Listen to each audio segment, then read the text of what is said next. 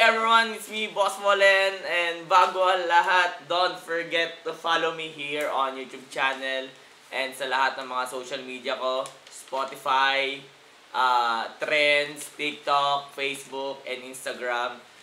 Kailangan ko namang support ninyo para mas marami pa tayong mapapasayang tao.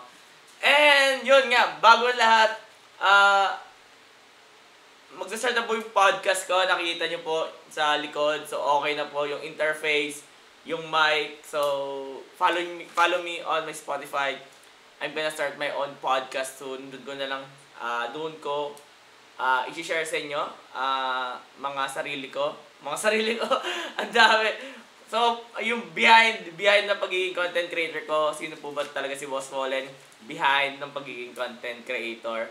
And sana ma-enjoy nyo po ang aking first podcast this week. Or ewan ko kung basta this week siya ma-upload. Kaya please supportahan nyo na ako. So, ayun na nga po, no? I-update ko lang po kayo sa aking laptop. At na-order ko na po siya. Nag-down payment na po ako ng kalahati. Siyempre, down payment, kalahati.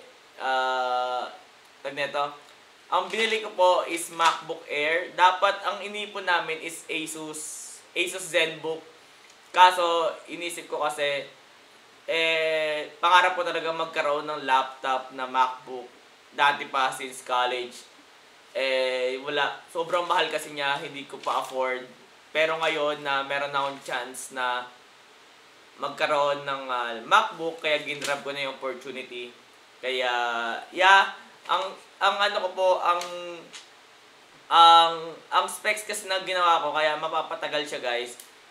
Pinaka siya, top of the line. Parang sinagad ko talaga siya. Imbis na MacBook Air na 15-inch na 8GB lang na RAM niya, ginawa ko siyang 24GB. Then imbis na 500TB, naging 1TB po siya. Then 70 watts kasi sobrang powerful na kasi ng MacBook tsaka yung performance. So kailangan na niya ng mas mataas na watts or battery charger, ganon.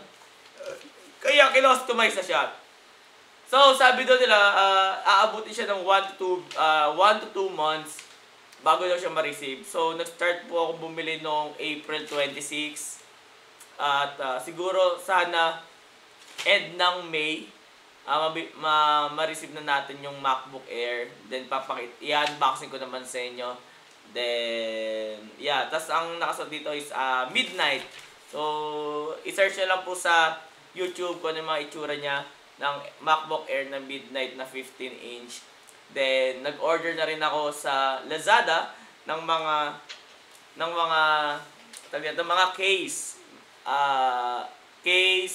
Yung keyboard ng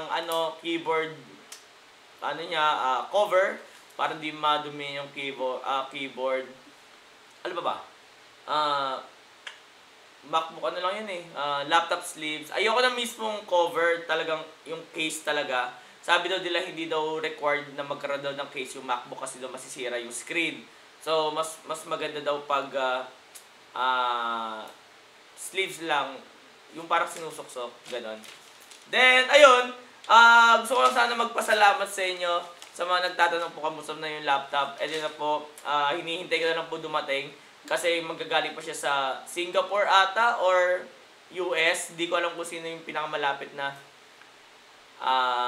store, official store, kung sa Singapore ba or sa US manggagaling. Pero hintay na lang daw. Then, bumili rin ako ng mic. Nag-order rin ako ng mic tuloy, mouse, Apple mouse. So, nag-order rin ako sa kanila. So, nasa around hindi ko na sasabihin yung presyo. Medyo may kalakihan rin kasi total neto lahat. So, pero thank you so much po for supporting me and sa mga nagbigay po ng tulong para makabuo po tayo ng laptop ko. Kasi kailangan talaga ng laptop, guys. Kasi this coming susunod na months, bihira na lang ako dito sa bahay kasi more on sa labas na talaga ako para mag-vlog. Kailangan ko yung laptop para makapag-upload sa inyo, makapag-update, mga pictures, videos. So, lagi kong dala na yung camera. Then, eto, kaya ko naman siyang dalhin na yung mga interface, mic, pwede naman akong mag-podcast kahit saan. Basta meron lang akong laptop. Yan, kaya excited na ako makuha yung laptop na yon kasi sobrang makapag-travel na talaga ng malalayo. Basta may internet, kayang-kaya ko na. Then, yeah, yun na po. So, kanina, in-update ko lang kayo at nag-review ako, nag-aral-aral ako paano mag-start ng podcast. So, naka-set up na siya lahat-lahat. And let's start our own first podcast. And i-send ko lang sa inyo yung email, link sa mga social media account ko. Kaya, yeah, thank you for supporting me. So, yun lang. So, thank you so much po. Nga pala, 100,000 tayo sa Facebook. Then, dito sa YouTube naman po is road to 5,000 na po tayo. Medyo dumadami na tayo lahat sa lahat ng social media natin. After 4 years ng pagiging content creator, ngayon na magbo-boom na tayo, lumilipad na tayo, nakikilala na tayo kahit paano. Kaya, ayun, please supportahan nyo lang ako ng supportahan. Kahit sumasakit na yung mata ko. Follow me also on my YouTube channel, TikTok. At nagla-live po ako doon ng 8 PM to 10 PM. So, sana nandun kayo. Doon ko kayo nakakausap kasi hindi man ako nakapag-comment na sa mga videos ko. Nakapag-reply kasi sobrang dami yung nagko-comment, so hindi ko na kaya isa-isahin pa. Kaya nagla-live ako every 8 PM to 10 PM para makapag-bonding sa inyo, kumausap, kamustahan, gano'n.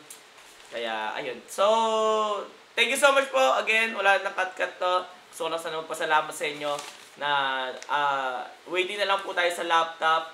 Nandito na po. So, update ko na lang ulit kayo after months. Pag dumating na. And yun lang. Thank you so much po and have a nice day everyone. Peace out.